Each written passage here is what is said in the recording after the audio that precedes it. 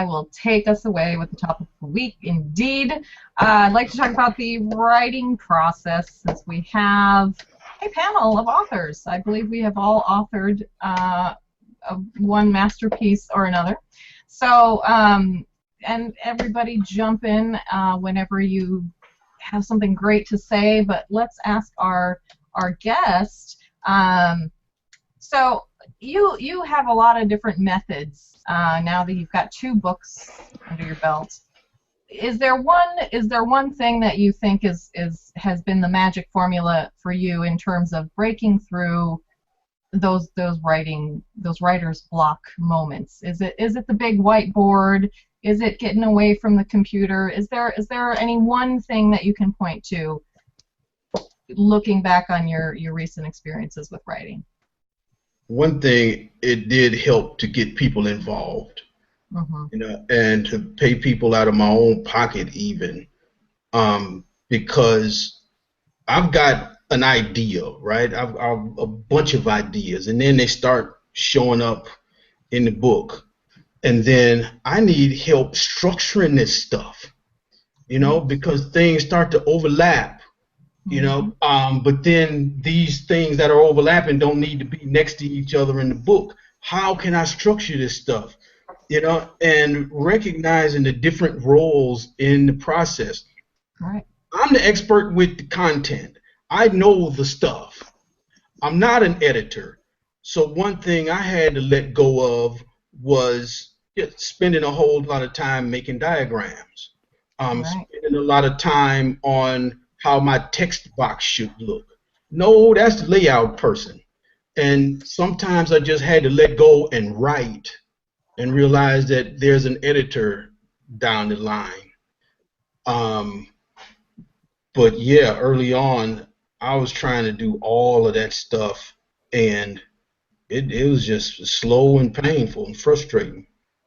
So it kind of makes me think then, Jordan, you kind of evolved from earlier conversations we've had, from writing blog posts to writing very, very long blog posts to saying, hey, heck, this might as well be a book.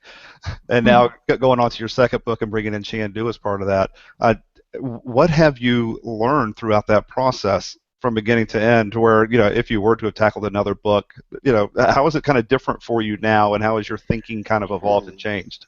That's a good question. So the main difference is that I used to care a lot more about about the writing as I did it, and I know that sounds like, but I was trying to make it perfect. And what Oz was saying is, like, you're not an editor, so the most important thing was, like, get it out on the page and make sure that your editor has a job to do, because it's not the most important thing. Because if you go through it even to proofread it, there's always going to be something to change. There's always going to be something to be better. So it's, you want to do everything, but every time you open up like a strand in the book, like open up an idea, you have to close the loop on it. Otherwise, you're kind of doing a disservice. So you can't just bring it up. You got to explain it as well. So the big thing I learned was to really sort of control myself as I was writing. Well, first just to get it out, so kind of let loose, but also kind of pull back so that I wasn't talking about everything. Because there were things that I just looked at the book and I said, that's out. That's out. When I started, getting in the groove, I was like, why am I even bringing this up?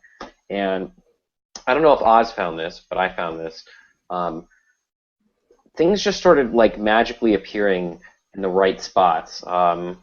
John Grisham has described in writing his book that like characters like appear in the right rooms that he didn't even realize as he was writing them, and just things just sort of appear in the right spots. So yeah. What do you think, Sylvia, since you've also written?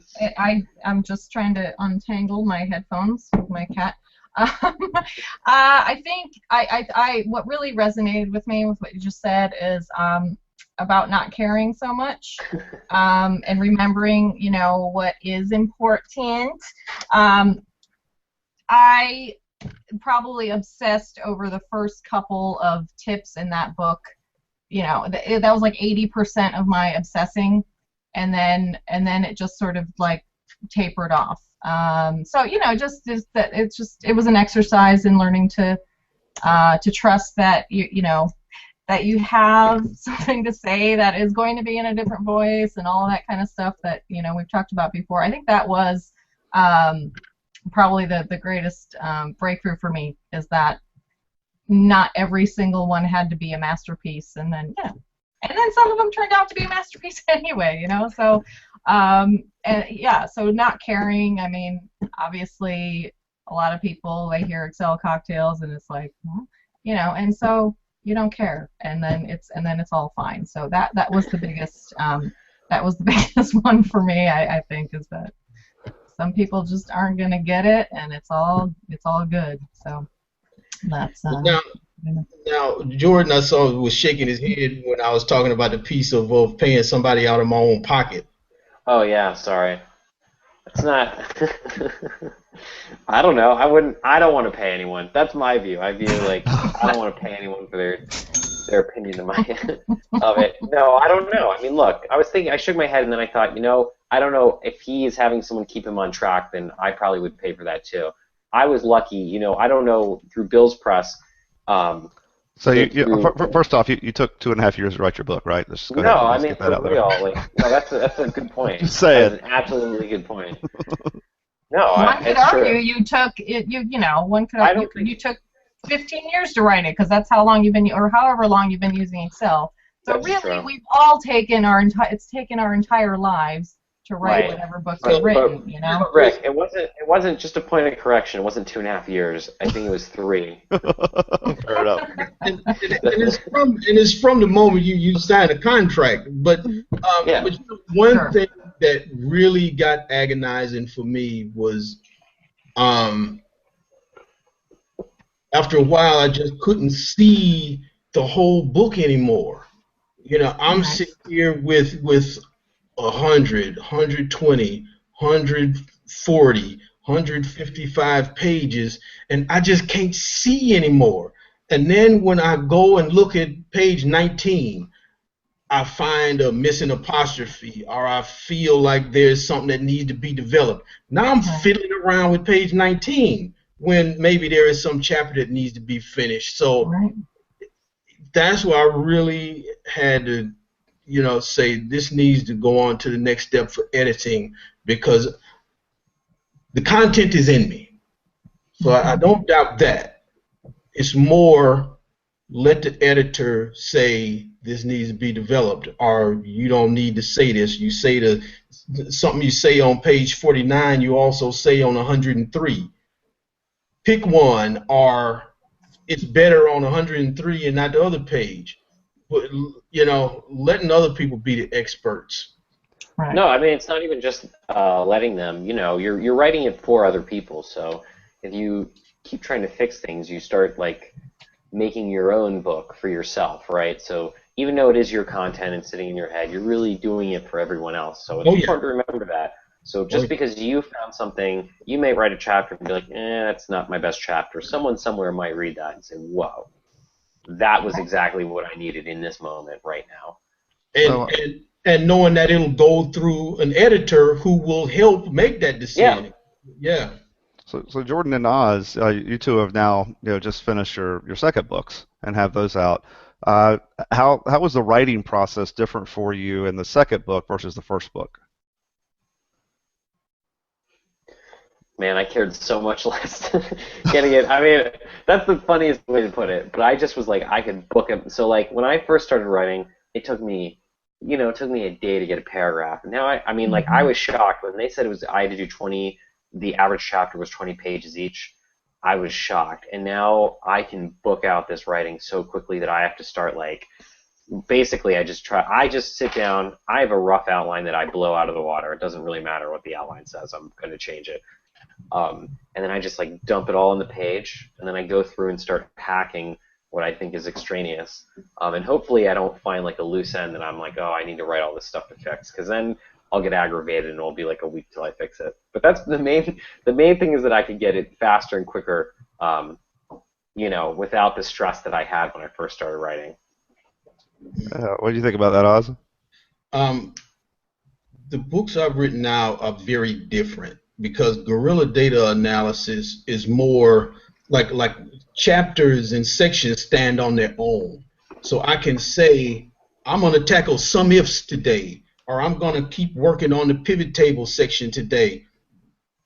But this one is so much more intertwined.